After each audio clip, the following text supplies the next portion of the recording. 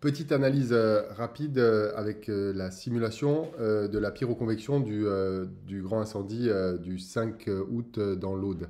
Donc il y aura des radars, la simulation et des analyses un peu satellites. Alors ce qu'on peut voir, c'est que ce phénomène était visible en particulier à 18h35 depuis 5 radars météorologiques à différentes tours d'antenne et à différentes altitudes. Donc que ce soit Toulouse, Montclar, Nîmes, Bolène et Opoules qui est vraiment très proche. Donc le signal n'est pas parfait. On a juste éventuellement du Doppler. Et à partir de ça, ben, on voit l'animation depuis Montclar. Donc merci à Météo Ciel pour la visualisation. Donc on voit qu'un signal de nuage, à particulier vers 1200 mètres et jusqu'à 3200 mètres, là c'est le tour d'antenne 1 degré, est assez fort. Alors si on regarde l'animation depuis le satellite MTG qui est géostationnaire de 17h à 21h30, on voit que le panache se développe et puis vers 18h, il y a une zone un petit peu plus dense qui se forme à un endroit voilà, qui est juste là où on voit qu'il y a du signal radar. Alors, pour calculer la hauteur du panache par rapport au radar, ben, on a la distance au phénomène, on a l'angle du tour d'antenne et on a l'altitude du radar. Et donc, on fait la tangente de cet angle-là. Et si on a la distance au phénomène, ça nous donne l'altitude du signal. Ce qui nous permet de voir qu'à 16h45, on avait déjà du signal de nuages assez haut, donc à 1200 mètres visible de Montclar.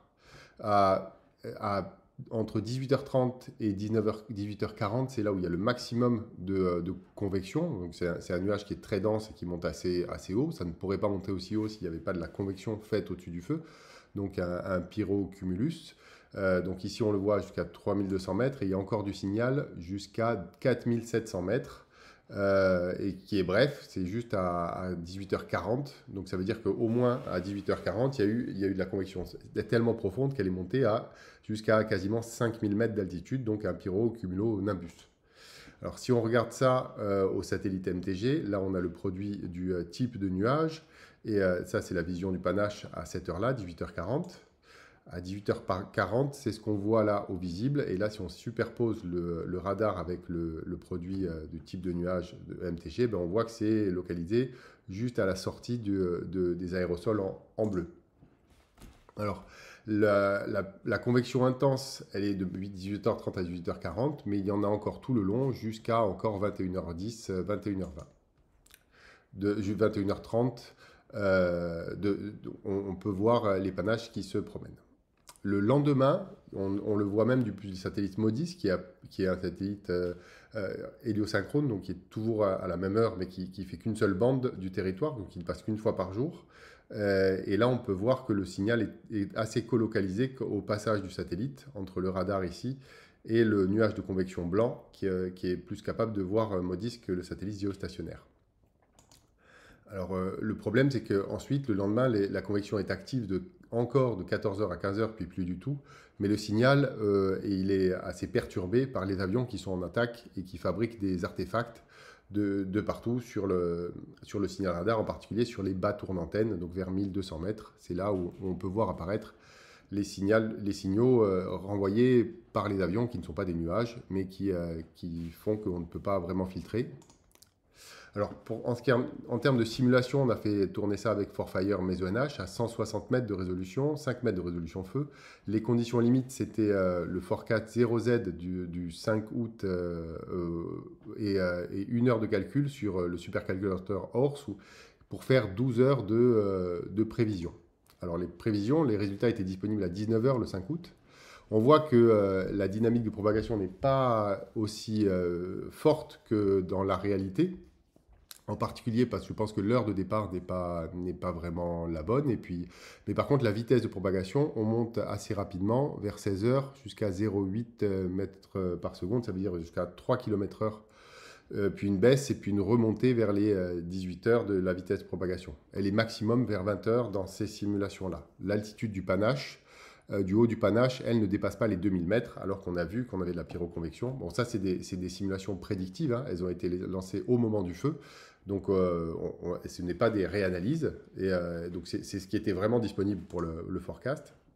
Alors, si on regarde la dynamique de propagation, on voit qu'à peu près, dans les simulations, ça peut coller avec les contours observés, qui sont en gris derrière. Donc, c'est les zones brûlées, donc sur la première partie du feu.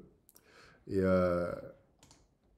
mais aussi en termes de puissance de flamme. Bon, ça, c'est ce que peut renseigner la simulation. Donc, pareil en prévision. Donc, on a les zones en rouge qui sont les zones pour lesquelles le feu était particulièrement virulent et qui ne seraient pas luttables même avec un avion. Donc, et des zones de forte vitesse de propagation aussi, qui sont significatives de cette vitesse-là.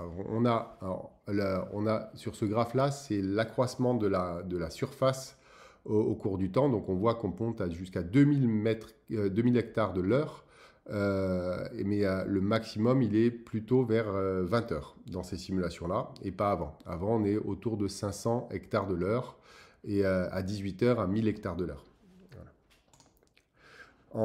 Si on regardait sur le panache, donc c'est comme c'est des simulations couplées feu-atmosphère, on a aussi la dynamique et de la propagation et du vent. Donc on voit que vers 18h, 19h, on a une accélération du front de flamme due au vent refabriqué par le feu. Mais c'est le passage de cette zone ici. Donc il y a comme un verrou au niveau du village de Saint-Laurent. Et qui, elle, est passée un peu plus tard dans la simulation que dans la réalité. Et qui, en fait, concrètement, ralentit le feu. Mais... Donc, forte puissance jusqu'à 18h30.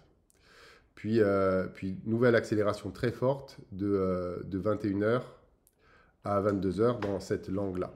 Alors, pendant la zone de forte puissance, on peut voir que le vent, donc là, ici, c'est en couleur, donc on monte jusqu'à 90 km/h dans les simulations. Donc, ça se calme un peu vers 18h50. Mais comme il n'y a pas comme la pyroconvection, on voit que la plume ici monte jusqu'à 2000 mètres. Mais je n'ai pas de traces de nuages d'eau dans ces simulations. Donc il va falloir que je réessaye avec peut-être de nouvelles conditions limites qui donnent un air un peu moins sec en altitude. Voilà. Merci.